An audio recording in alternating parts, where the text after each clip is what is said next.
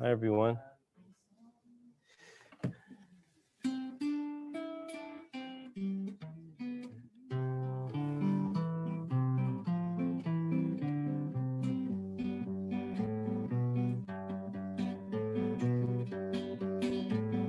Hormones, hormones, hormones here and there. Hormones, hormones, hormones, hormones, hormones everywhere. I'm excited because it's the last lecture. I'm sad it's the last because I really enjoyed teaching so much.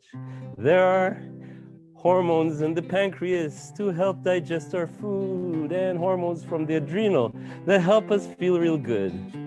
It's true. There's hormones in the kidney, there's hormones and help us stand the pain. Hormones, hormones, hormones here and there. Hormones, hormones, hormones, hormones, hormones everywhere.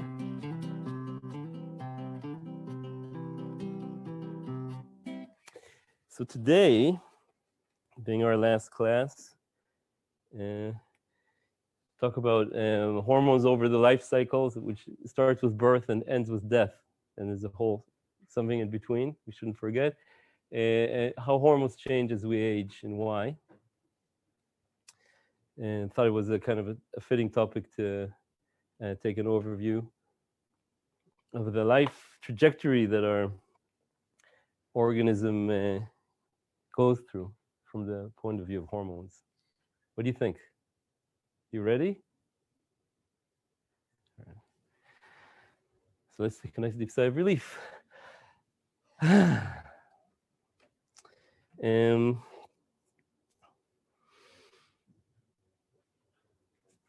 How to begin? Maybe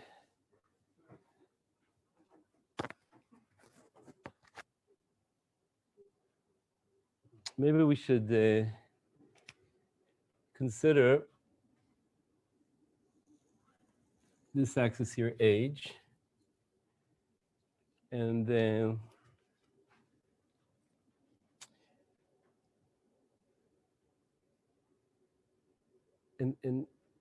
you know we're born. There's stuff happening before we're born in the 40 weeks of gestation, also, and maybe I'll write here our growth rate is the first thing to plot. So we're growing. Remember the follicle ovulated, the dominant follicle. The winner takes it all. And that follicle has an egg. It meets the sperm. They join chromosomes, father and mother. You have a fertilized egg sitting in the uterus. Starts dividing. It's one egg divides into two. The two go into four. Four go into 8, 16, 32. Very quick divisions like that. You get like a ball of eggs of cells, and sometimes it splits into two. You get identical twins. Remember? If all goes well, organs start forming. The hormones of this growing baby are coming primarily from mommy. So what drives the growth a lot of it is insulin from mama and thyroid hormones from mama.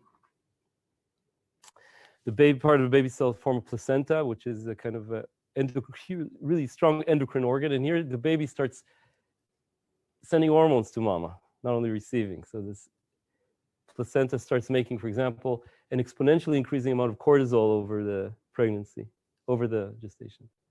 So makes signals that hormones that cause insulin resistance. Yeah, our first question was yeah, in the mom's blood and the baby's blood. Yeah, it's connected. So the hormones like cortisol from mama can go to the baby.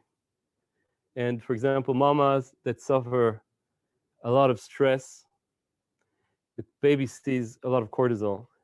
And there's a certain part in the development of the baby where that imprints a prediction of the reality into which I'm going to be born.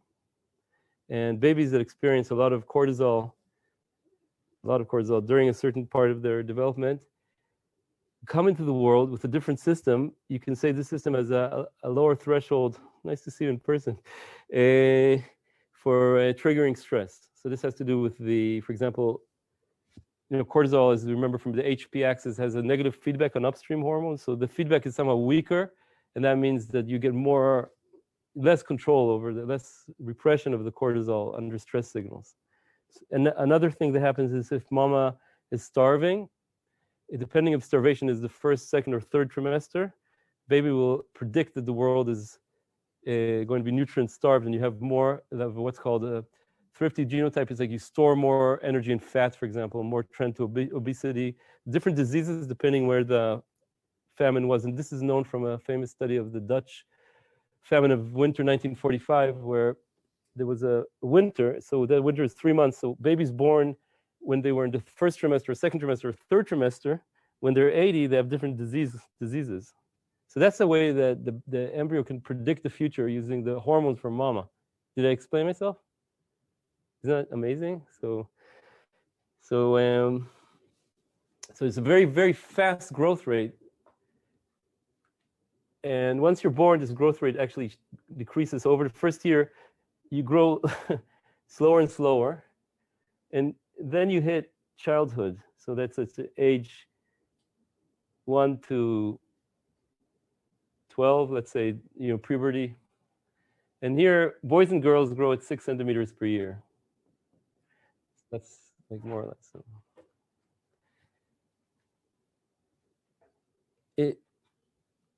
When you switch from your being a baby to being a toddler, there's also hormonal changes. So HP axes start coming on line, one after the other, yeah? So the baby already makes the thyroid hormone, and thyroid hormone is very important in the first year because without it, you don't develop cognitive abilities well, and so a lot of problems.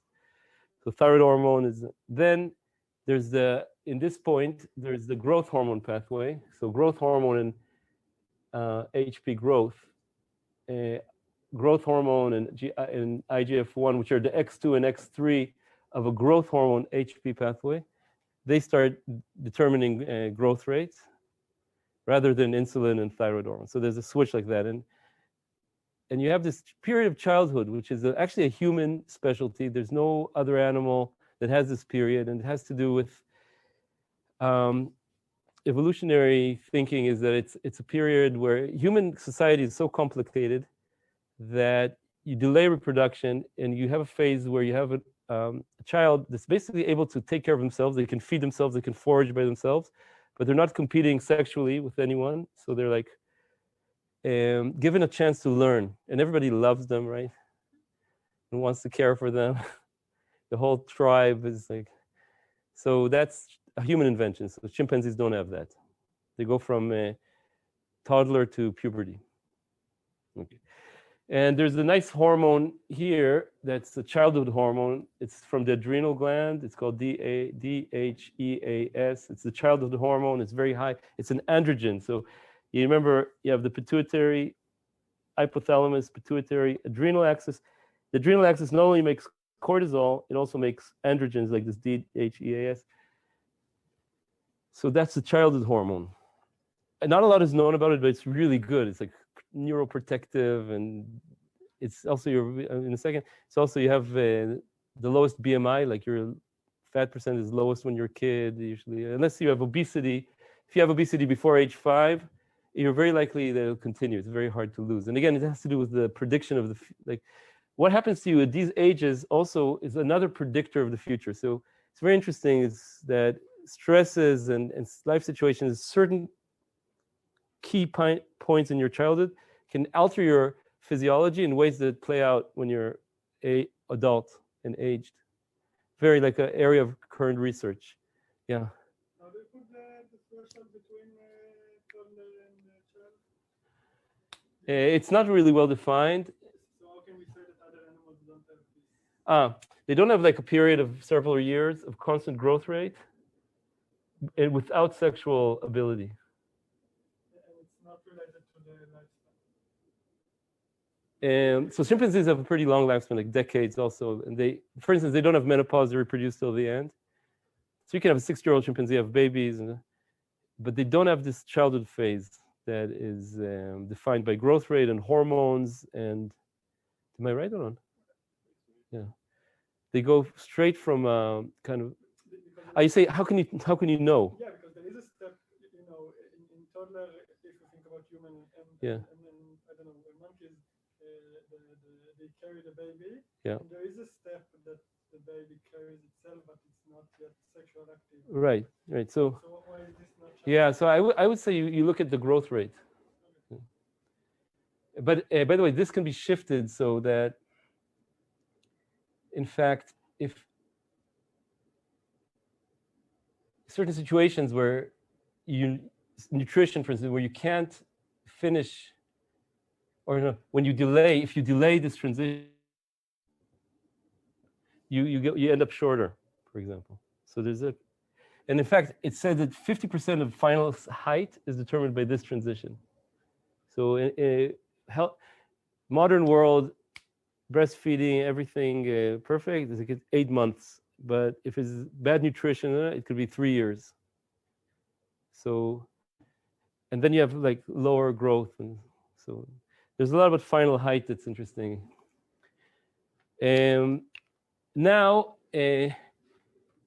there's this puberty growth spurt, right? So we all went through this, different ages, of course, a little bit. But what happens there is the sex organs, HP ovary and HP testis, with their estrogen and testosterone and FSH and LH and all these guys we learned about in the ovulation. This doesn't reach this high level, but you have a growth spurt here, another like 15 centimeters or something. And then at a certain age, by 18, you're not growing anymore. Your growth plates fuse, and now you're not growing anymore. Okay, but you are shrinking. It's very old age as you start to lose lean mass. Yeah. So okay, so this is like an introduction to the life cycle in a point of view of like physiology, and boys and girls differ in ways that make, on average, women be shorter by X, I don't remember, certain centimeters. It has to do with the, you can understand it from these curves, with the timing of puberty and,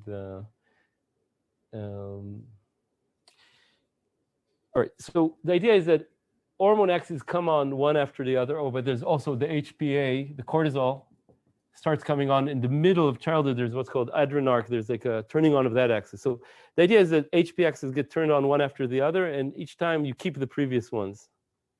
Right.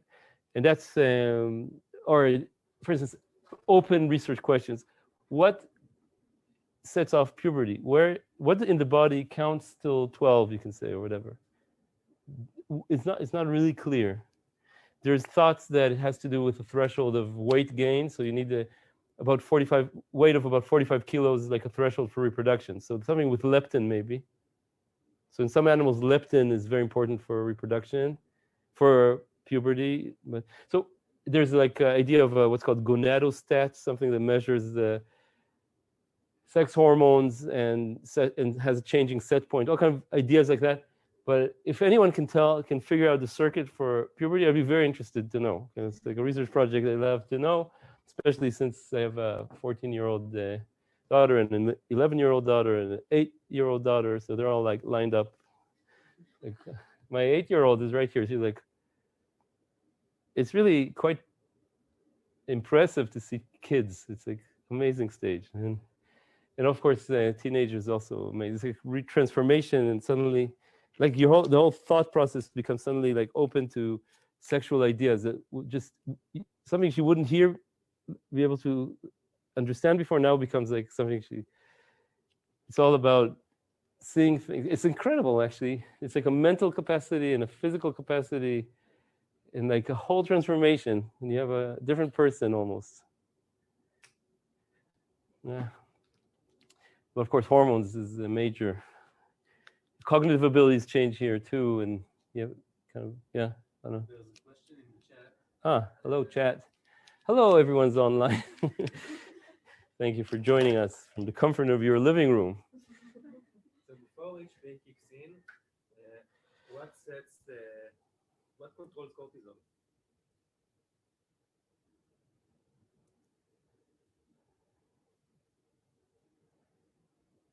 Before the HPA, the adrenarch, which I think the adrenarch is probably, it's more androgen. Yeah, that's right, right? So Alon is actually researching this aspect in our group, Alon Baal here. So he knows more than me. I think the adrenarch has to do with these androgens like DHEAS, yeah? And the HPA, like the stress is active also in children. I have to improve my knowledge in this point. So. Okay, so that's the childhood and the bliss of childhood and the magical world of childhood and the magical world of puberty and 18 and now we are adult, and from 18 to, I'm just saying 18 on, a lot of things are in effect. We are kind of constant for several decades. They seem, I'm sure most of you are in this age where you think you're going to be young forever like this and so, and then things start to decline, basically. A lot of abilities start to decline. Like if you look at the world record for 100 meters, as a function of age, you see it gets worse and worse, right? Or a lot of physical abilities decline.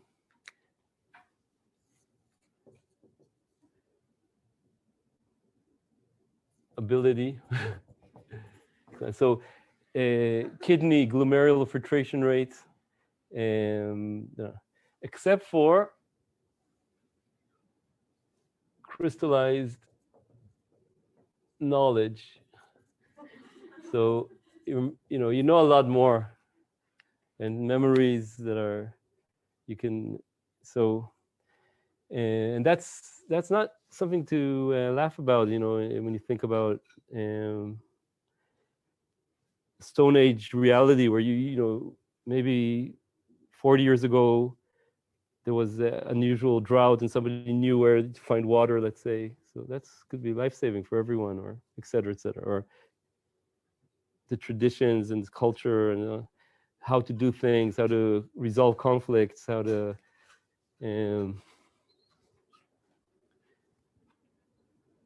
together with the menopause, which is after 50,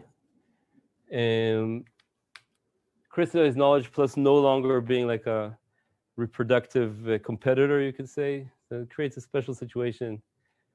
You can think about it in terms of evolutionary selection. So how did I get to this? You ask a question? I have a question. Huh? I have a question. Yeah, great. Maybe I could tell from your. Can we have any estimation how, I don't know, this graph that we have today is accurate to the past? how accurate is this graph to our environment of past evolution? You could say, and of course, environments, etc. There's a lot of work about that. So we're looking at pre-industrial societies and archaeological records of like growth rates. So there's quite a lot of knowledge, and it looks like these facts of life have always been there. You can say this, and in fertile areas in the Stone Age, people, a few percent of people have made it past 65, but number one cause of death usually is murder. So it's a different world. But murder, predation, things like that. Predation. So but in modern world, there's changes in like earlier and earlier menstrual start, puberty. And again, you can say it's a kind of programmed thing because kids are able to predict the future based on what's going on. For example, there's evidence in families where the dad is missing at a certain age, lead to an imprinting for a different kind of health and behavior when you're adult. Like, for example, more like a live fast, die young, make a lot of babies behavior, rather than live slow and make a few babies. So there's like a prediction about what the world will be like based on a key point during childhood. So, and that seems to me to be an evolved trait from primates or from But of course, this is really always difficult to know, and a lot of ways to, nowadays there's a revolution also looking at genomes from ancient bones, so you can see like what genes evolved in human beings and in primates, and it's a huge field. There's a researcher coming to Weizmann next year that specializes in ancient DNA from humans, Neanderthals. It's amazing revolution now in paleo biology and evolutionary. So that's an exciting field, I think. So I kind of try to, did I answer your question or? Yeah, and Not really. all of these different, I don't know, environment, nutrition, we don't see Yeah, right. Of course, different nutrition affects this profoundly. So kids that are malnourished have stunted growth development, thyroid deficiencies, a lot of. And I mean, if a child has nutrition at the beginning, he can't fix the gap if after that. Okay. There's something called catch-up growth, which is amazing. This is age, and this is height, let's say. And this is, let's say, there's these percentiles. I'm sure you're all seeing the growth curves, percentiles. So suppose you're in the 50th percentile, and here you have some problem that makes you stop growing. Maybe you have celiac disease that's not diagnosed. And then it's diagnosed and you stop eating gluten. There's something called catch-up growth, where you grow faster and reach almost the same percentile. So there's catch-up growth. And that's really interesting for a lot of like thyroid problems if you correct them. Of course, there are issues that you can't correct. So if you hit puberty, no more. So sometimes you give drugs to delay puberty so catch-up can work. And there's a lot of issues here. Again, Alon worked on this catch-up growth for model of catch-up growth, how it happens, etc. So we are interested in that. We are interested in everything human.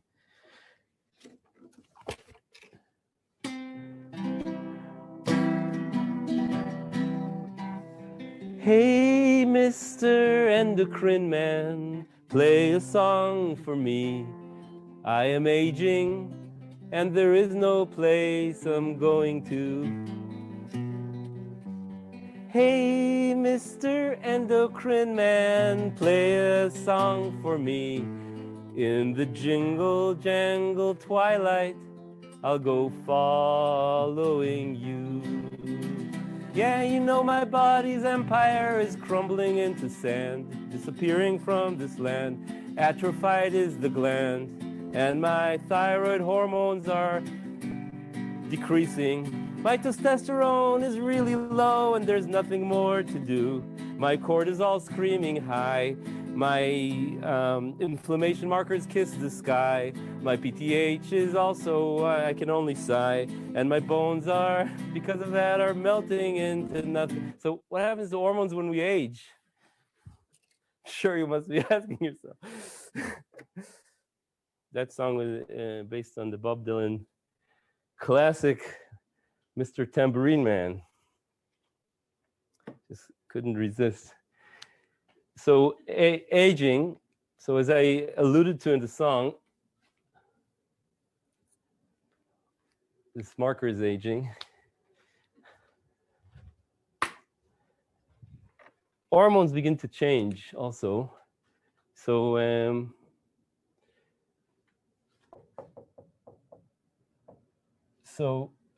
now I'm talking about 20, 30, 50, 70, 80. What your ability to draw equal sized segments decreases. So you have increase in cortisol, kind of an increase in glucose, and you have decrease in the active thyroid hormone, in growth hormone, in testosterone.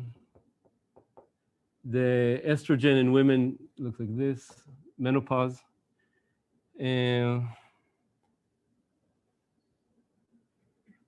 the implications are that PTH goes up So this is bone loss. Inflammation markers, you have inflammaging. Here you have chronic stress and depression, high blood pressure. Glucose, you have, type 2 diabetes.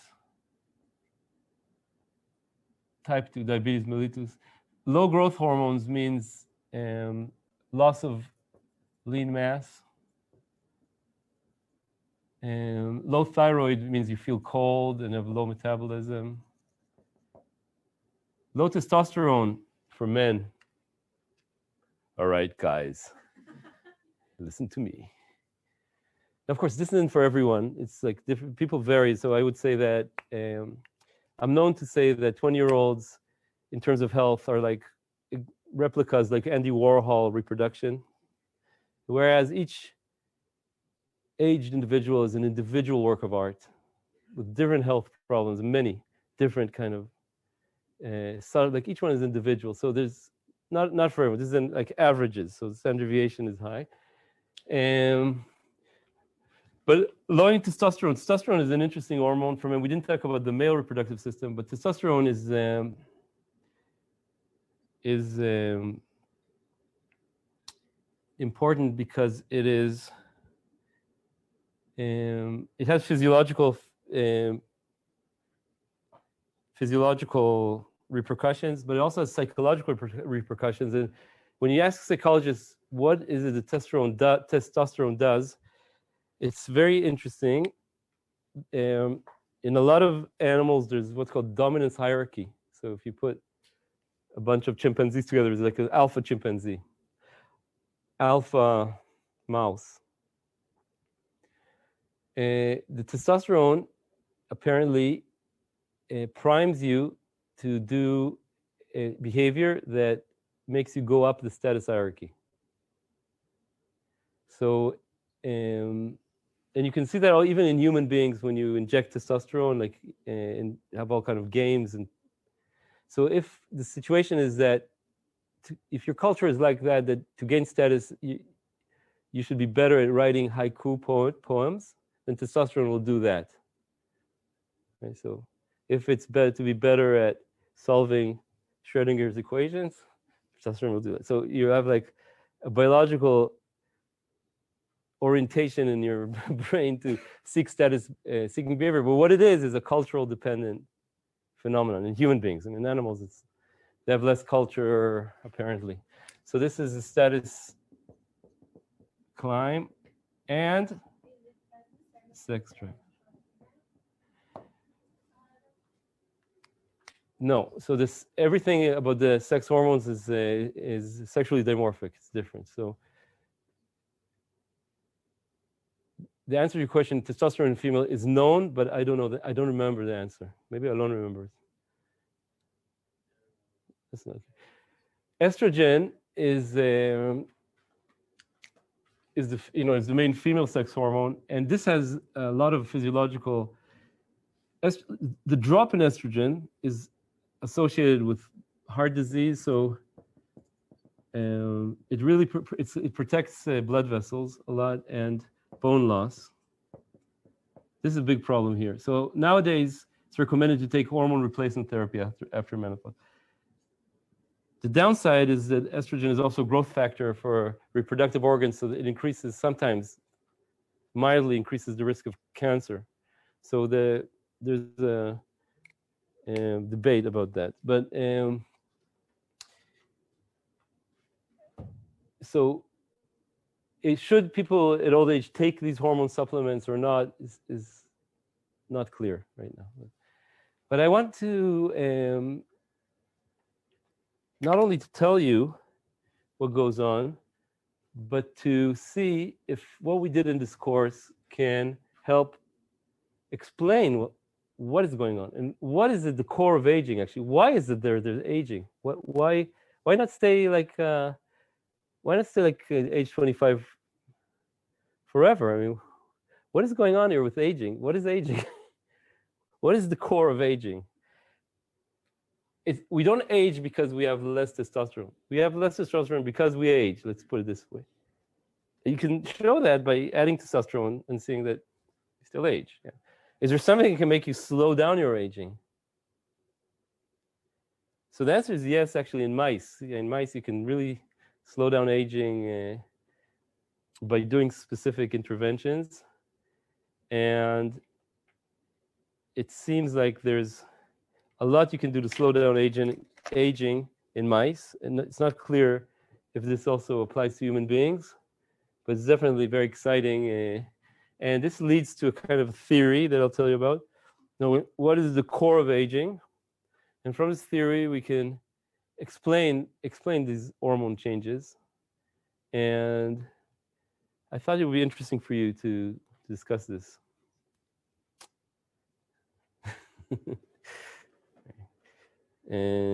So that's what I wanted to do with you today in the last lecture of Hormone Circuits. Now, what I'm missing is, oh, okay, I found it. I'm missing this. Let's take a nice deep sigh of relief.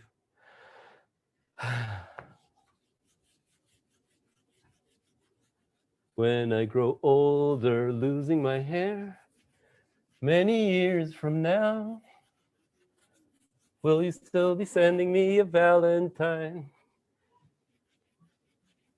Birthday greetings, bottle of wine.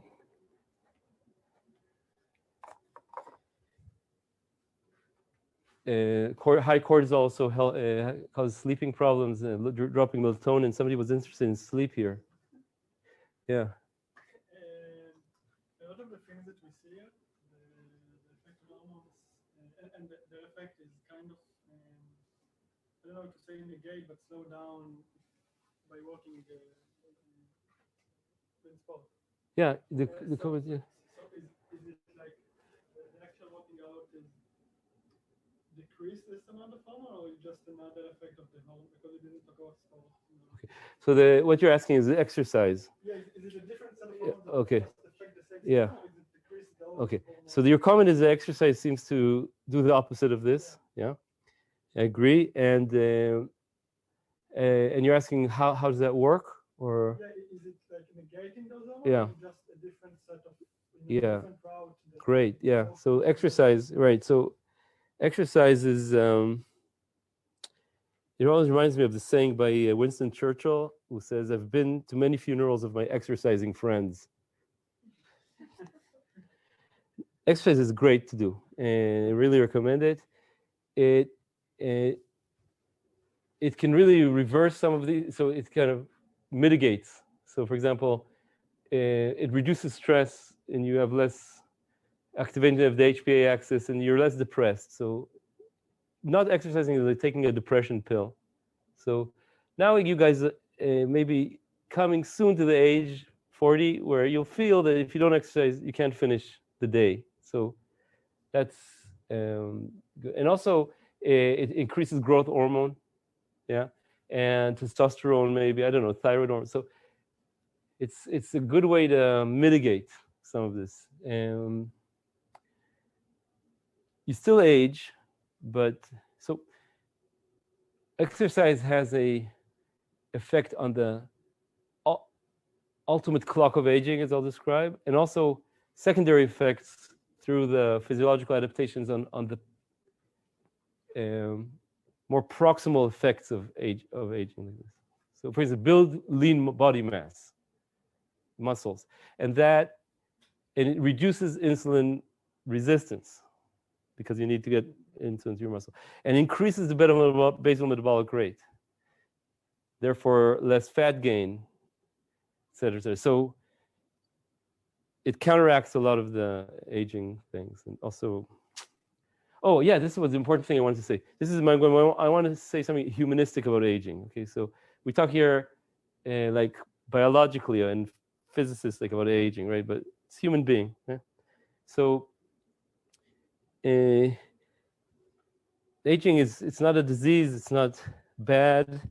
It's what I wanted to say is that there's another thing I'd love to understand. Maybe you guys can help me. There's something that's very good that can again counteract some of these changes, and that is this something I don't know how to translate into the language of physiology, which is meaning in life, which means caring for something or someone outside of yourself. Something like that. And for instance, the famous story told in gerontology is a study where in an old age home, people were given a plant to take care of. And that was beneficial. The striking thing was when the study ended and they took away the plant and they stopped also coming and checking questionnaires, which is really good if somebody interested in you. There was a huge spike in death, basically, in the study. So that was a kind of a wake-up call. Even doing the study and coming to do questionnaires, doesn't matter what it is already beneficial. But those old people that have something to care for, care about, they seem to do better. What is this thing? Can you maybe purify from the blood a substance that's correlated with meaning in life? But I think that like acting because you care about something is usually, you can say the inverse of that is depression, in which case we can connect that to cancer and all Right. that as well. So the comment is that the reverse of caring about something looks like depression.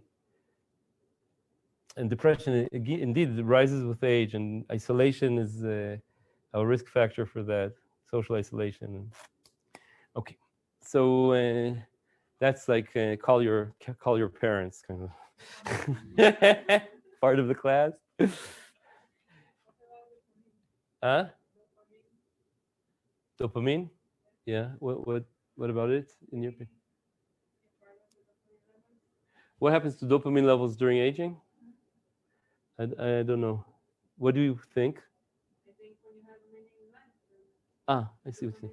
So maybe meaning in life affects dopamine. Dopamine system has to do with reward, right? Expected reward. Is that what you're saying, Beth? Expected reward. So like, oh, I'm going to meet my grandkids or something. Dopamine goes up. Things like that. Mm-hmm. It's a good place to look. Huh? Serotonergic reward. Yeah. So I have to admit, I'm lost when it comes to the neurotransmitter usually. But you guys seem to know about it because you come from, yeah. So what are the differences in people who live more than 100 years? It seems to be something different also in people who live a lot. Yeah, there's some people who live more than 100 years, and there's all kind of studies about them. But the warning is that there's a lot of biases there. So it's not clear exactly what's going on. But maybe we should draw this graph here about, I think what defines aging. So how do we find aging? Is that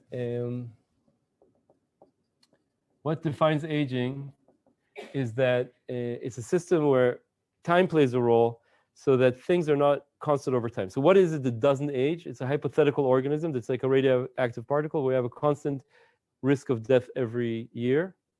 And therefore, if ratios look like that, the survival as a function of age would just decline exponentially. So if this is alpha, this will be e minus alpha t, just like radioactive particles. And that is the example of not aging. If there was a population like that, we would call it not aging. But let's look at this risk of death in human beings. How does it look like? So I'm going to put a log scale.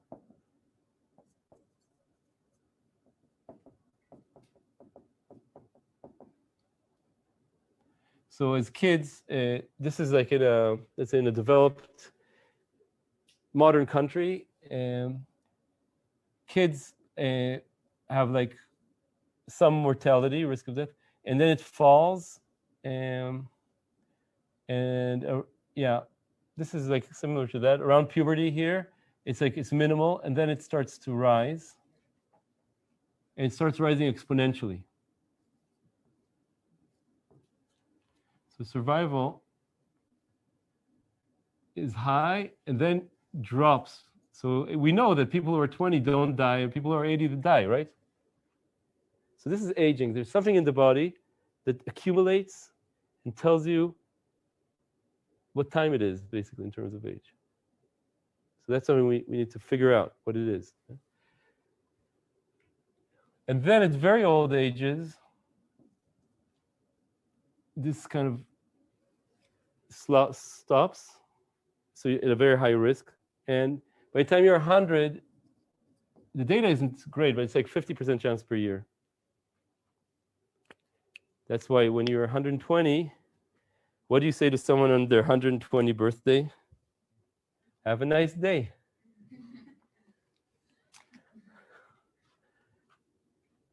This is called Gompert's law. It's known for like 150 years. Different cultures. Risk of death doubles every 8 years. On top of this is what's called extrinsic mortality, which is accidents, murders, suicides, etc.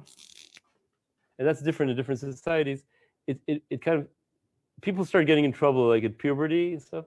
It's more or less constant with age, or it rises slowly because of falls and when you're old age. So that's extrinsic mortality. This is intrinsic mortality. And it looks like this exponential across, let's say, 3 decades of 3 log scales. And so that's fact of life, fact of aging. And so what is it in our body that accumulates? So DNA damage, right? So DNA damage, so there's several theories of aging. So DNA damage is a leading theory, and one important piece of evidence is that if you're born with a mutation where your DNA repair is compromised, you have premature aging. It's like by the time you're maybe 20, your body in many ways resembles somebody who's 80. That's called progeria, accelerated aging. DNA repair, but not only DNA repair, other kinds of repair. So if you screw up different kinds of repair, you get premature aging. It's clearly some kind of damage, right? Now, if we look, but where? What kind of DNA damage? So if we look at our body, as I said before, there's stem cells that turn into differentiated cells, like in the skin, or the stem cells turn into differentiated cells eventually die and form the top layer of the skin, and then they're removed, and this process continues. So if DNA damage is in one of these cells, differentiated cells, you know that in a month it's going to be removed. In other words, it doesn't accumulate in the body. We want something that accumulates over decades, right? So where can this be? Huh? Yeah, so it used to be thought the telomeres are these ends of the chromosome, and with every cell division they shorten. And when they shorten enough, the cell stops dividing. So this is a great clock. It turns out that it's not relevant in human aging. It's relevant in cancer cells to stop cancer progression. And there was a lot of work on it. So in aging also, there are a lot of theories, and over time they replaced because we're still seeking it. But I'm going to tell you my favorite theory, and you can enjoy it until it's replaced. That's science. So what is it? So my favorite theory is the following, is that the stem cells are the thing that stays in the body forever. They divide and they differentiate, like in the skin, in the gut, in the lung, in the many tissues. And they stay around, and they can get mutated. So they can have a mutation in their DNA. And this mutation might not be in a gene that doesn't affect the stem cell per se, but is expressed in the differentiated cell, because stem cell makes us cells that are more and more like skin cells. And then you have damaged skin. So this stem cell is now is a factory producing damaged cells. And these damaged cells act like damaged cells. They become large what's called senescent cells, which is a normal thing to do. If a cell is damaged, a lot of times it either kills itself or becomes a kind of senescent cells that calls in inflammation and slows the division of the cells around it. So this is a normal process. And when is it normal? It's very important in young organisms. If you have a wound here, you have damaged cells because of the wound. If they kill themselves, you would have a hole. So instead of killing themselves, they turn into these large senescent cells. They do inflammation. Inflammation basically means it calls in the immune system to get rid of any bacteria here and to slowly remove the cells and to repair. And it also stops the stem cell division, saying, okay, let's stop right now until the immune system removes me, and then we can repair. This is like wound healing in young people. The problem is we're not designed to be old. And therefore, when we're old, we have more and more of these mutant stem cells. And by the time we're 80, each stem cell has about 1,000 mutations in its chromosome. By the time we're 80, each stem cell has 1,000 different mutations. And therefore, we have more and more of these mutant stem cells, more and more damaged tissue. And this damaged tissue is doing what it does. It makes inflammation. So we have, as we age, inflammation here, here, here, here. This rises linearly with time. And your whole body starts getting chronic low-grade inflammation. That's called inflammaging. And that's one major driver, in my view, of aging, because inflammation means your body is on alert and is acting like chronic inflammation. Chronic inflammation stops basically the body says, I'm going to stop functioning and fight the virus or whatever it is that's around, or repair, but there's no virus around there. So this is one thing that happens. And the other thing is this slow down this division. So cell division across the body slows down. And regeneration slows down. Because that's the right thing to do if you have an injury right now, before it's repaired, right? So these two major systemic things that happen as you age, because of the inescapable, basically, you remember the 3 laws I showed you? Dum, dum, dum. All cells come from cells. When cells divide, they mutate. So these mutant stem cells, as a function of age, number of mutant stem cells just rises like this, because cell division is more or less constant with time, and probability of mutation is constant. From 0 mutations to 1,000 mutations when you're age 80. And then the repair mechanisms, all these nice immune cells that are able to eat up the senescent cells, they saturate. That's the 3rd law. So when you're young, you have a certain amount of these immune cells to deal with all your injuries, but you're not designed to be old. So you have 1,000 garbage trucks to get rid of the garbage. That's fine when you're young. But as you grow old, you're like a big city now making a lot of garbage. You still have the 1,000 trucks, and they're all overloaded. So the senescent cells stay much longer, and that causes the amount of inflammation to grow even higher. And overall, you have a big repair catastrophe. Your body is full of inflammation. The immune system to repair it is overloaded and can't now deal with cancer and all kinds of other things so well. And that, in my view, is the ultimate source of aging that radiates out towards all other things like hormones. So another way to say this is, if you take inflammation and slow down cell division, you should mimic these things. That's a theory that I'd like to propose to you. And by the way, the thing that makes mice age less fast are different ways to remove senescent cells, like drugs that kill senescent cells. And if you remove those senescent cells, you get a mouse that's like not running on the wheel, and within a few days it's running on the wheel and it's bright and like it delays a lot of age-related diseases and stuff like that. Nothing. You can get rid of them, and because it's not a real injury where you need them. It's a fake injury. So yeah, actually there are not so many of them. It's like maybe 0.1% of the cells in the tissue, and when you get rid of them, the mice seem to be fine. But I wouldn't do that if you're undergoing open heart surgery and you need the senescent cells to repair that. I would stop those drugs. but if they're aging related, it seems to be fine. Anyway, it works in drugs. And of course, there's a lot of excitement for human beings. It's not clear yet if you can do that in human beings, even though there are clinical trials starting. But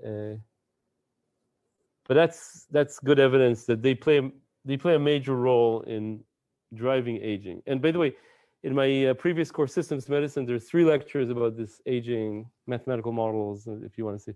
Yeah. Okay, so there's interventions in many organisms, not clear if in humans, that slows down aging, calorie restrictions. You restrict calorie by a lot. I talked about that before. I don't recommend it for human beings because it actually makes you frail and also makes you very hungry. And it's related because what happens is that when you do calorie restriction, the body in starvation stops things like growth and reproduction and focuses on repair. And when you do that, some of these damaged cells are able to repair rather than go senescent. So it actually slows down the production rate of these guys. And drugs that do that, like metformin, drugs that affect, it's basically the growth hormone pathway. So when you shut down growth, you increase repair. So I think what the body's trying to do here is respond to the need for repair. Of course, it has a lot of side effects, slowing down growth hormone. So that's how caloric restriction fits into this picture, and also IGF, mTOR inhibitors, and things that increase longevity in many organisms.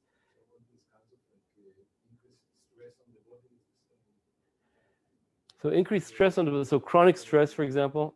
So what do you say, chronic stress? What? Say again? Oh, yeah, there's different like intermittent fasting protocols. So the idea is if you can make your body think that you're starving, it'll increase its repair capacity and slow down growth and reproduction. And if you can do that in a way that's bearable and healthy, it's probably going to be good for slowing down aging. But there's also side effects, like being very thin, it makes you fragile to different infections and things like that. So you need to somehow to do it right somehow. And I don't think it's been figured out how to do that yet, but it's as far as I know. Do you connect to what I'm saying? Yeah.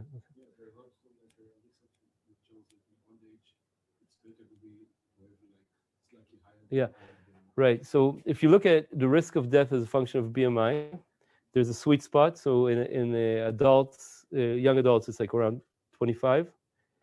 In kids, it's like around 15 because kids are very thin. At old age, the sweet spot, the minimum of death is actually a little higher BMI. So if you're like a chubby old person, you do better on average than a thin old person or a very fat old person, because being too thin or too fat is also, too thin compromises immune responses, for example. That's also an interesting observation. It's like a U shape that moves to higher BMI, the risk of death. Don't be too fat or too thin, but it's nice to be a little chubby, like when you're. Interesting, right? So many. All right, so yeah. There's one question from the chat. Is inflammation truly something that is prevalent in the elderly? How significant are the statistics? And can you repeat the question? So. Yeah. Yes, sir. Thanks for asking me to repeat the questions. It's a key skill for teachers to repeat the questions, because otherwise, I don't know how to answer because you're the wrong question. If I repeat the question, I know. I look at you and you say, yeah, that's what I was asking. Or you say, no. So, okay, so what are you really asking? And second, it kind of includes you, right, when I repeat the question, because I'm saying it. And no, what was the question? The real question? Is inflammation truly something that is prevalent in all elderly? Yeah. How significant are the statistics? Okay, so inflammation is a classic hallmark of aging, and inflammation markers like CRP blood test, C-reactive protein, rises with age, and the variation between individuals, standard deviation divided by mean, falls with age. In terms of CRP, old people are more similar to each other than young people. So that's for me a sign of an ultimate cause of aging. And so, but of course, different individuals have different levels of this systemic inflammation marker. I would say the statistics are strong. And of course, you could have a disease that has inflammation, like you can have a rheumatoid arthritis or some autoimmune disease that have extra inflammation. But there's also low-grade chronic systemic inflammation associated with aging.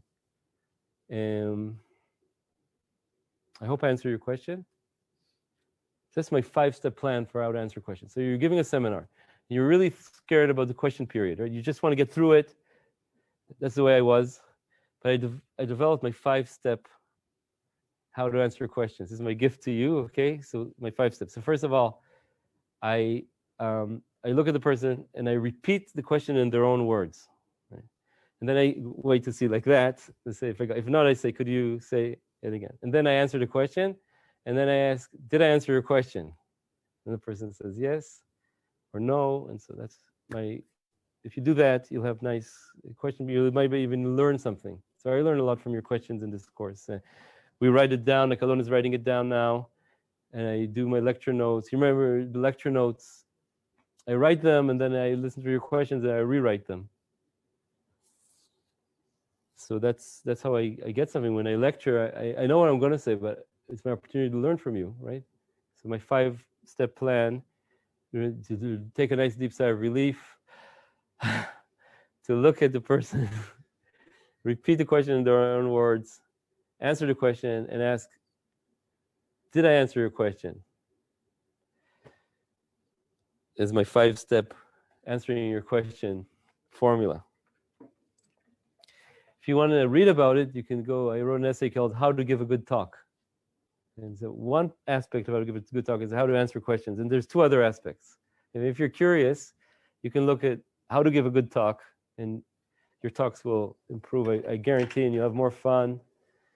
And giving talks, how to give a good talk. By Uri Alon, Molecular Cell, 2009. Oh, great! Yeah, I wasn't meaning to make fun of you or something. The name is just what I said. It's How to Give a Good Talk.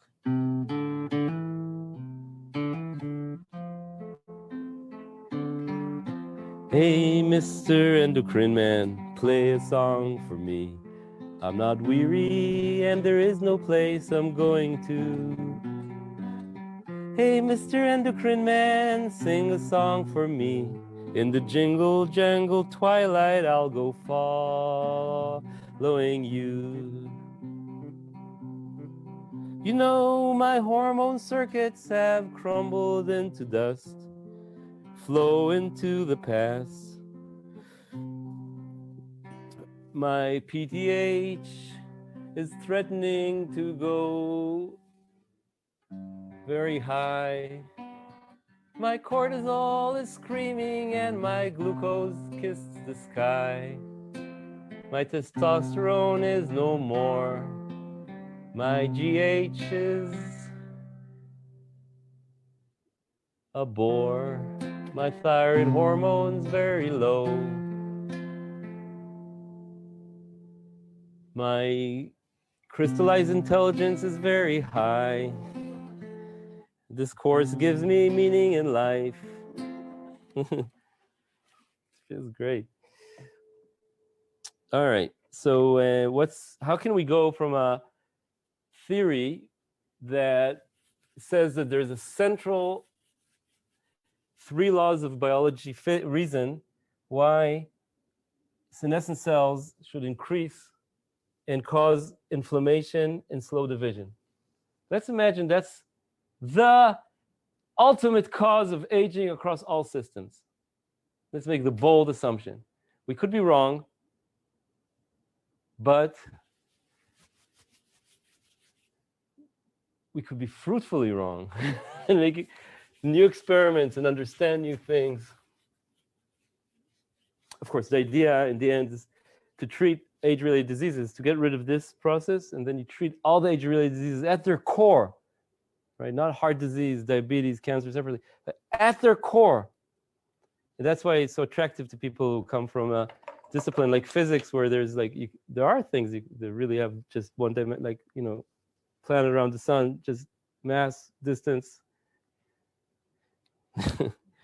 All right, so we're going to assume our theory is that aging, ultimate cause, is rising senescent cells, which cause inflammation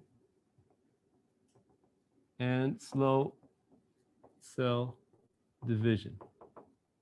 Because that's a program that makes sense when you're young. So remember the fourth law, natural selection aims to increase your reproduction. So you get enough senescent cells and repair mechanisms to get you to reproductive age, etc. You're not designed to be old.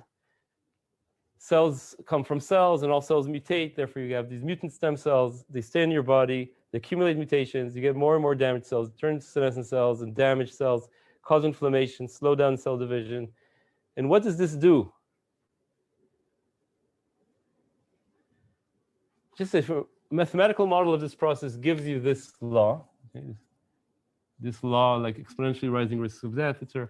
So this, and you can see that in this paper.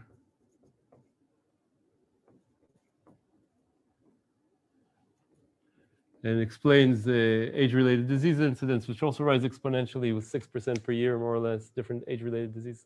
So these senescent cells can mathematically make a very appealing model that explains a lot of things about aging. But let's see how this would relate to hormones right now. So hormones are, in this picture, proximal or more. So ultimate is like the essence, and the proximal is like more close to the, is more, is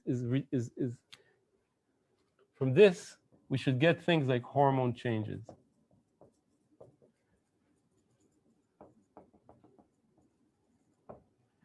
Some hormone changes maybe impact back on the senescent cells, but so that's our picture. So if you're trying to disentangle something as complicated as aging, the power of theory is you can make a bold, simple idea. And now, based on what we learned in the course, I want to tell you that you can just go system by system and have a prediction what's going to happen, right? Because we learned so much about the course, but we know what happens if you slow down cell division, for example. Right? So for example, if we think about the glucose-insulin circuit,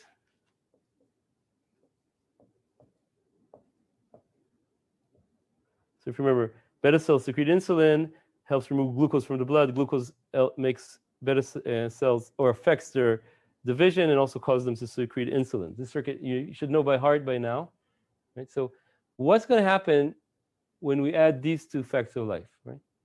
So one thing is that aging is going to reduce proliferation, and inflammation, as you remember, causes insulin resistance.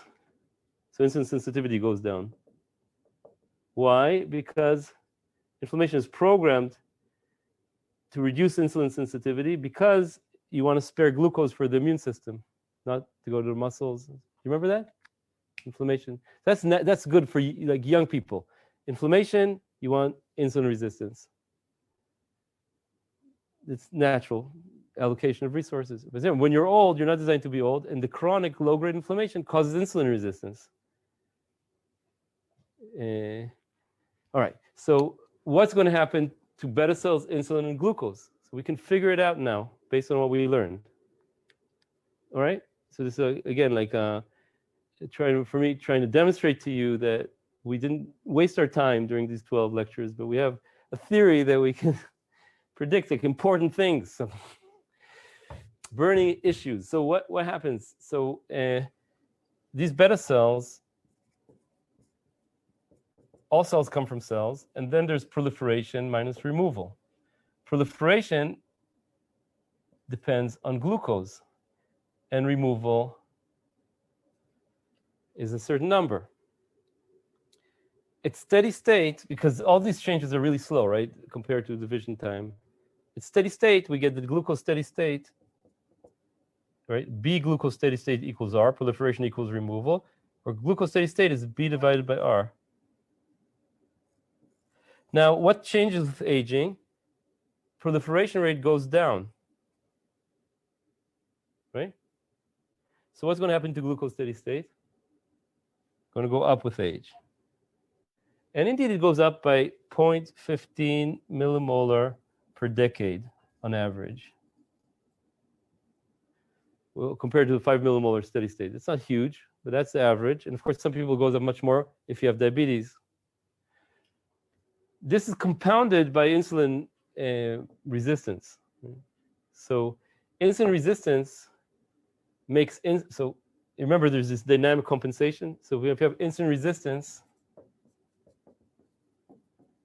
S goes down, I is going to go up. Yeah? And what about beta cell mass? So the equation for insulin was Q, beta cell mass, times some function of glucose, minus removal rate of insulin. So it's steady state, since it's a 5-minute process. We get that insulin is Q beta, some function of glucose divided by the removal rate. Now, what we know, glucose goes up, so this secretion goes up, and insulin, we said, go up. You go up. So the upshot is that beta cell, you can't see it right now, but beta cell decrease. It's easy to find out the beta cell decrease because proliferation decreases. So if proliferation decreases, this reaches a steady state, but on the way, beta cells decrease because the proliferation decreases. And so you have here 3 predictions. And when you look at it, glucose goes up, insulin goes up, and beta cell mass goes down with age. That's an example of how you can. Now you have like a large number of circuits that look similar to this. And you can make predictions for all of them. They control different metabolites in the body. And you can find out the pattern. And the pattern checks out. So that's how a circuit like this can help you figure out what happens with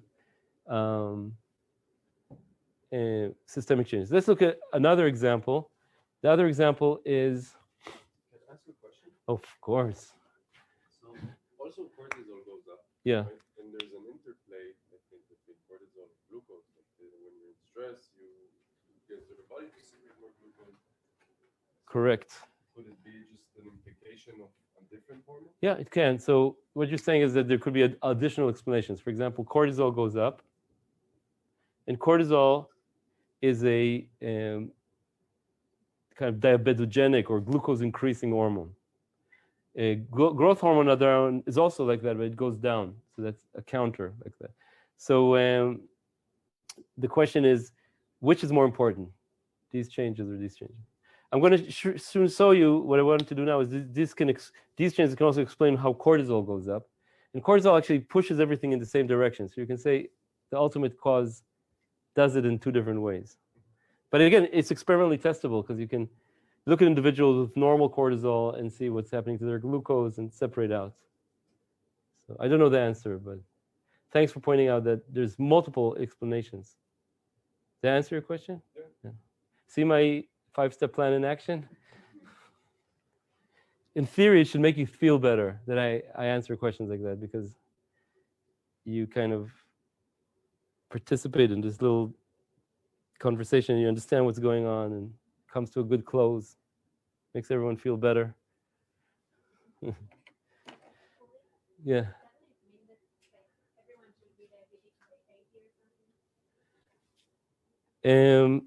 Does it mean that everyone should be diabetic by age 80 because of this rate that I talked about?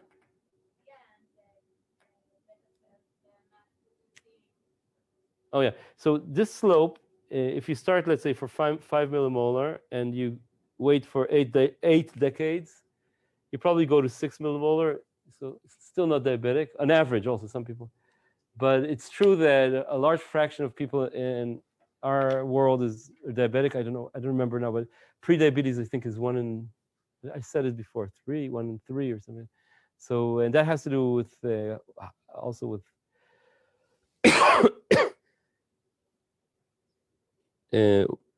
being overweight and obese that is another way to cause systemic inflammation and insulin resistance. So it compounds the problem. To answer your question? Yeah, and even 6 millimolar problematic just by not being at the correct set point. Yeah, 6 millimolar is problematic, but it's not pathological according to the medical definitions. And of course, there'll be people, old people with 4, right? Not everyone will be 6. So glucose actually is one of the things. It's not an ultimate cause.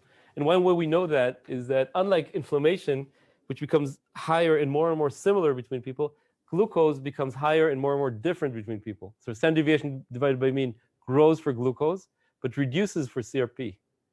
Isn't that interesting? So that's a sign, or it's like people start to be different because of their genetic makeup. So genetics affects this a lot, and their obesity, and that's a nice principle, I think, about ultimate and proximal causes. That ultimate causes are more similar between people, and proximal causes more different between people, because not everyone gets diabetes, not everyone gets cancer, not everyone, but everyone gets old. Did I explain myself? It's like becomes like I find it very fascinating to think about this, how to get to the heart of aging. And all right, so where was I?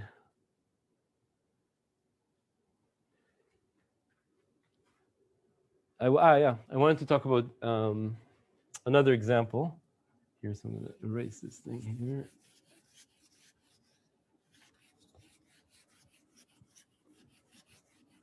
By the way, for you physicists, the equation for these senescent cells is a really nice. I'm just going to write it down here. Is a really nice.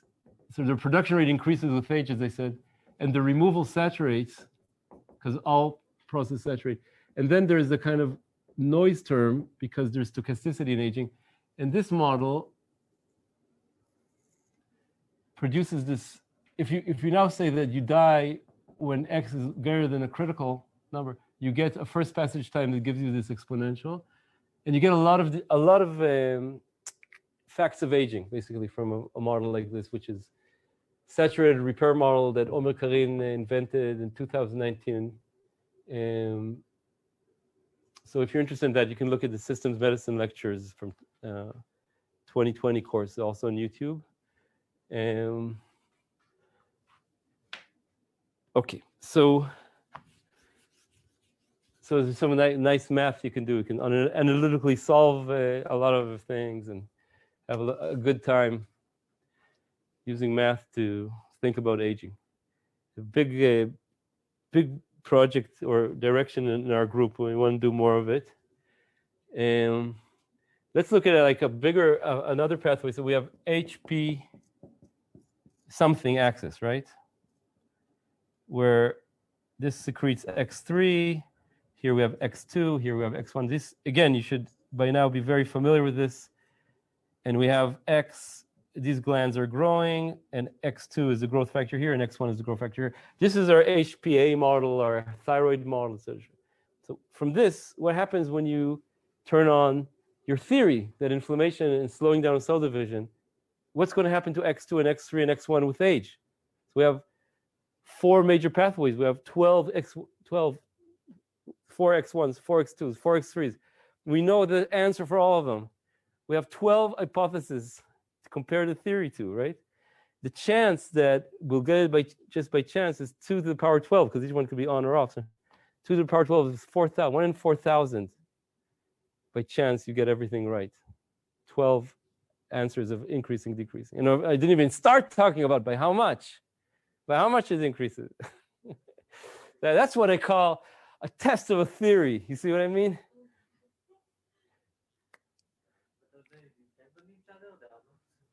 They're not independent. Correct. So maybe the calculation was a little bit too rhetorically. They're not independent because. Okay, so what's going to happen if we now slow down cell division? First of all, okay, so you guys have done the simulations, and so, for example, if we look at the size of this gland, All cells come from cells. We have proliferation minus removal. Proliferation is proportional to the X2 hormone, so BX2 minus removal. X2 at steady state is removal divided proliferation. With age, proliferation goes down. X2, steady state, goes up. That's a prediction. The X2s will go up if the only thing happening here is slowdown in cell division. What about X3? Or what about X1? Okay, so X1 for the same reason.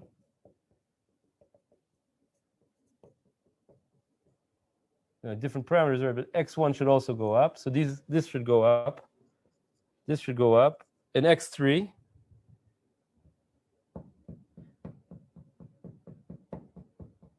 So you do the math, and X3 goes down. Okay, you can see it like this. If X2 goes up, it means X3 goes down because it kind of relieves the suppression on X2 and X1. You can think of it like that. But you can also do the math. If you have input U here, then the answer for X1, if you remember, is U. Alon, can you help me? Is U times. You don't have it in Shlof.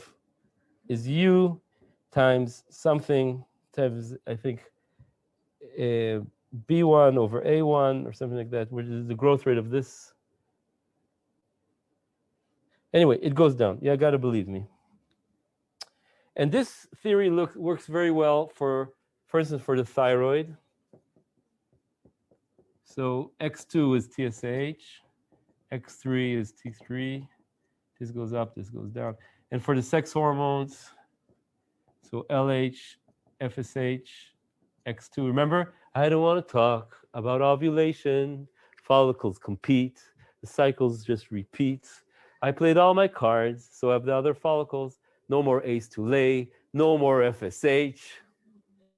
But actually, FSH goes up with age because estrogen suppresses it. So after menopause. But during the follicle cycle, right, FSH goes down because estrogen goes up with each cycle as the winning follicle makes more estrogen. So actually, estrogen is a function of age. It changes with cycle in women, changes and then starts changing like this, bang, and then goes down to a low level. Why doesn't it go to zero? Because women have androgens, and androgens get aromatized into fat, into estrogens. So. But there's these what's called critical point, just like near boiling point of water, there's large fluctuations. There's like major fluctuations. So if you have a loved one that's approaching age 50, you have to be kind to them. Hormones, hormones, hormones here and there, hormones everywhere. Okay. So what happens to the sex hormones? So as I said, testosterone, X3 is testosterone, goes down. And E2 also goes down, but for a different reason. It's basically you don't have any more follicles. The menopause could be a programmed thing that's different from this whole picture. So some part of aging might be programmed. And some evidence for a 50 kind of transition. But that's, again, unclear. And yeah. Perfect timing, because now I want to talk about the HPA axis. So HPA axis, cortisol is X3, but it's the opposite.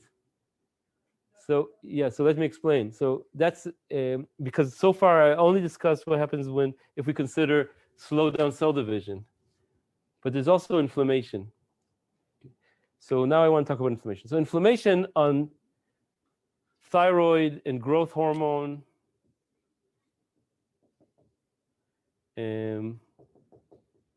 Inflammation pushes down reproduction, growth, and reproduction and growth. It should become no surprise to you that because it's an emergent situation. But cortisol on the HPA axis has an opposite effect. So HPA axis, inflammation is one of the major signals for the HPA axis. And the interesting thing is that it's in fact a feedback loop because you know that cortisol suppresses inflammation. You take glucocorticoid steroids when you have inflammation to suppress inflammation. It's a powerful suppressor of inflammation. And it's thought that the HPA axis, one of its functions is a control system on inflammation. So when you have inflammation, the brain and the pituitary and the adrenal respond to these inflammation markers, IL-1, TNF, like blockbusters, and it basically activates the HPA axis. So here, inflammation is overriding the effects of the slowdown in cell division, and HPA has basically tracks inflammation. That's why we need to always consider those two things. And inflammation usually is more an emergent system, dominates when you think about that. So yeah, so of course, there's a lot of ways to test theories like this, and not only correlations with data, which are nice, like all these hormone correlations are nice, but you can basically, if I want to say it simply, you should say that chronic inflammation in the young mimics aging. You can say that. And you see that. So for instance, chronic inflammation in the young, there's a kind of what's called sick euthyroid syndrome, where you have slowdown of thyroid hormones, growth hormones, reproductive hormones, sex drive, all this thing goes down when you have chronic inflammation or like a severe inflammation. Cortisol goes up, and many other changes like that. So that's another way to test this hypothesis. Chronic inflammation in the young mimics aging. Did I explain myself? Okay. So I like this theory because it gives rise to a lot of new experiments, and there's a hope that you can treat the root cause and alleviate a lot of proximal causes. Of course, once you alleviate this, might still die when you take away their senescent cells. You extend their life by about 25%. By the way, extending life is not a scientific goal right now because it's clear that maximal lifespan is difficult to extend. But expanding the health span is a fraction of life where you're free of health-related disease and suffering is in my opinion, an attainable research goal and a therapeutic goal that's going to play out in the next few decades. And that gives you meaning, right? Yeah. If I remember correctly, there's also the small age, right? That plays a part here. Can you say again? The small age, the hypothalamus, I think it was, and the HPA. Oh, yeah, this age. Oh, the hippocampus. Yeah, hippocampus. Yeah. It plays the role in. And also increasing cortisol. Yeah. So hippocampus. Remember from the lecture on depression, right? Yeah. That there's a positive feedback loop. Cortisol negatively impacts the hippocampus, and the hippocampus is like a brake on the HPA axis. So it's basically a positive feedback loop. And in aging, the hippocampus is one place in the brain where there's neurogenesis, making new neurons, which slows down. And inflammation increases HPA, cortisol, which makes it so. In total, aging attacks this area. This area, hippocampus, is important for like retention of turning short-term memory into long-term memory. So that ability, a lot of time, it gets impaired with age, and so definitely there's a role there. And all these diseases of the neurodegeneration are, you can also say, in certain sense, come from a saturation of repair of neurons and neuron damage that could be put in the same framework, even though I think the ultimate cause in the brain might be different from the ultimate cause in the body, because dementia and Alzheimer and stuff like that are diseases that have different, so cancer, diabetes, they have like a 6 to 8% per year, and you get them around 50, 60, 70. Dementia is more like 80s, 90s, and it's like a much faster rising with age. So it's like, it looks like coming from a different story, but maybe a different ultimate cause, something in brain specific. I think it's the same because it's accumulation of the proteins in the neuron. Yeah. And the immune system is supposed to Get rid of them, clean them out. liberate them. Right. So you're saying you think it's the same principle, Yeah. but maybe it's not senescent cells, but rather protein damage in neurons. That's the ultimate cause. So I would agree with that, and so that's another like interesting area that for further research. So I guess this topic is this last lecture. Talk about open areas for further research. So we've just touched the tip of the iceberg, in systems, and also I think even in principles. I'm sure there's new principles to discover, and that you guys that will think this is an interesting topic and do some research on it. It's ripe for any system that you'll touch, you have a chance to find not only how it works, but principles that can be generalized to other systems. And I found that the kind of thread that we kind of found to do all this research is really an amazing opportunity right now. That's what I gained in this course, a lot of excitement about that. Okay, so we did a little journey today. We talked about the baby in the fetus and the baby and the child, and then puberty, and then the adult, and then the old adult, the aging adult, and how the hormones do a choreographed dance. Some of it is programmed, like in the early phases of life. Other are probably, in large part, a side effect of not being programmed to be old, which brings us into the realm of physics, because if there's one ultimate cause, you can make strong predictions. If there's 100 ultimate causes, it's very difficult. So I want to thank you guys. Oh, before I finish, I wanted to do something with you. So in teaching this course, I had an ultimate secret agenda to teach you guys about how to teach. So what I want to ask you, just as a final farewell, to tell me what helped me to learn and make this course successful. So can you call out aspects of what I did that were helpful? Yeah. I think the exercises being a group exercise. Yeah. Very helpful. Help the brainstorming and sharing ideas. Yeah. Okay, if you agree, like go like this, okay, with anything you said. Okay, groups, because it's to share ideas. Okay, what else helped you learn? Yeah. The table of contents.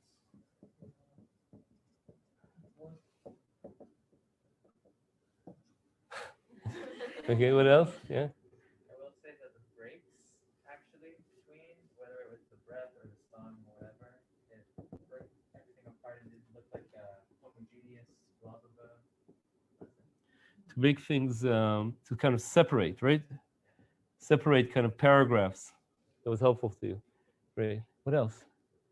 Yeah. Having detailed notes.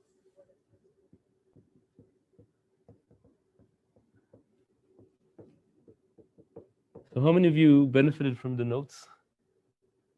Okay. What else? On that side. Yeah.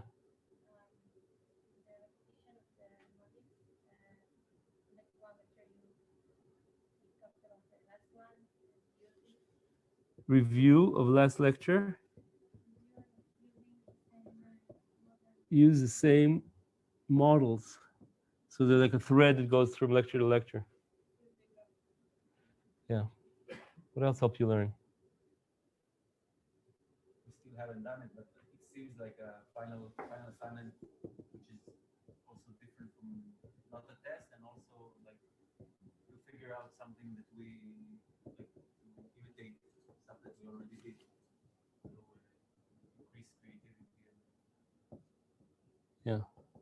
I know this is something I learned in the last few years, and it really, a lot of people had a good time with it.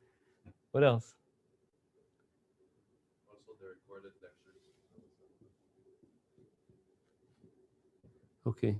What else? This is good for me also to remember, right? Next time. You? So it's nice to get increasing level of complexity. Okay, so like increasing, like to increase gradually the complexity. Right, so I started, remember, where to start. So every story, it's very important where you start, right? Like if you think of a movie, right, you start at a certain like important point. So I was thinking about the leptin circuit, because it's like a feedback loop, but it's not too complicated. And I just watched that lecture, actually, because they put it on YouTube now. And remember, I was so naive then just starting out the course.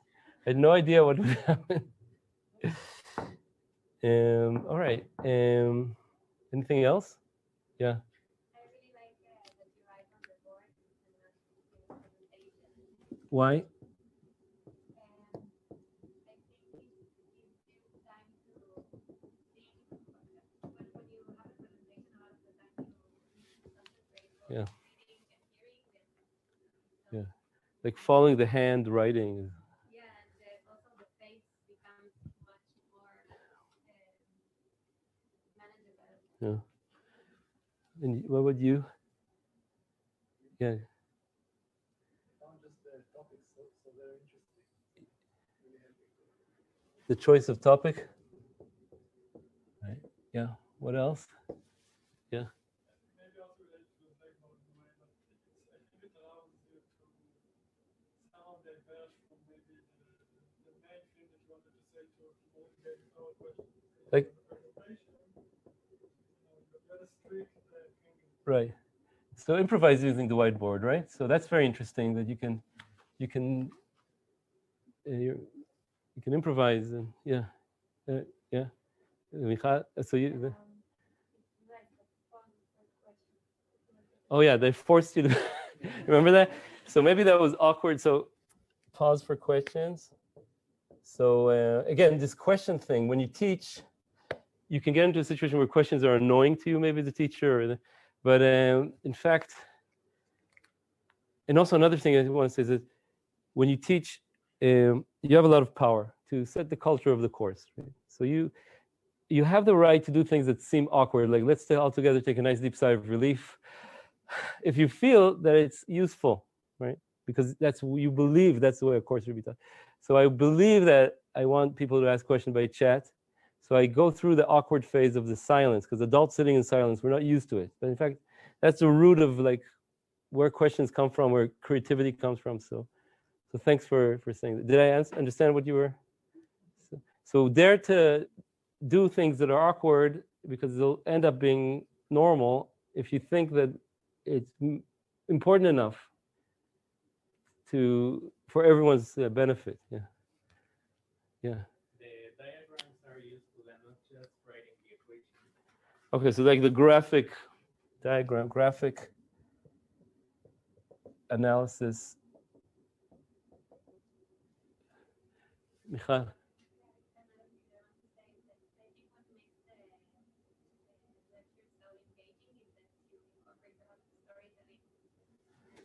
Like, do you remember an example? I can give my own topic of research example, but that you explain why we're interested in the subject. Oh yeah. Title, like all the lecture is tied to a story that you want to. Yeah, it's called Why Should I Care? So if I say, today's topic will be the thyroid. Thyroid is a 10-centimeter organ located in our throat and makes really important hormone that's controlled. I say, when I come in, so why should I care? Why should you care about the thyroid, right? Somebody told me it was the most interesting lecture last time. It was like, really? Because why should you care about the thyroid? I had to think a lot. Why should you care about the thyroid? And I found out that it could be part of a two lecture mini series about autoimmune disease, why the body attacks itself. So we need to understand the thyroid and its diseases. And that's very interesting to understand how you treat diseases, actually. So for a lot of people, it's new to them. And I got into it, or something like that, right? So when you teach, you try to think, why should somebody care? It's interesting. Well, it's a great list. Yeah. It didn't feel dense. Ah. Feel really dense. So That you have to get on the material. It felt very comfortable. yeah, the pace was like not too dense.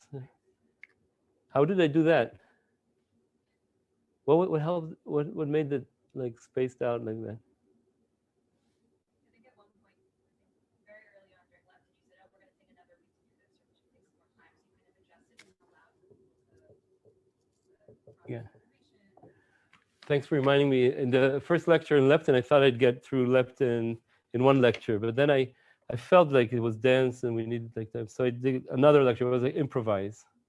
In fact, this course was all improvised. I didn't know exactly where I was going, but I found my way through you guys, and it was, and in the end, I am very satisfied with the shape of the course, like the series of topics, and so when you teach, consider taking. You can take. Of course, I took this from other people too. So consider choosing something that you enjoy from this, and have the courage to do it. All right, so it's the end of the end, but every end is a beginning, right?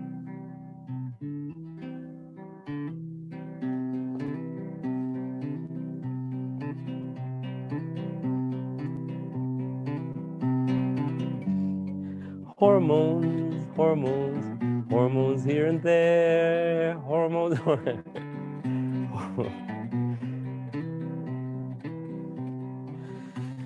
There are thyroid hormones for our metabolic rate, and gonadotropins to help females ovulate.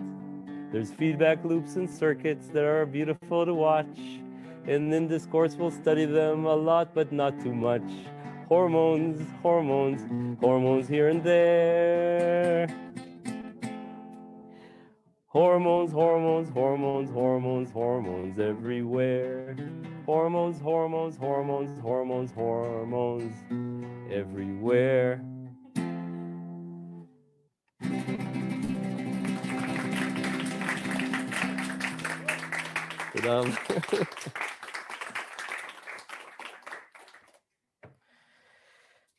I'm here if you want to tell me something or ask me. I'm just going to wait here till the last person leaves. תודה רבה.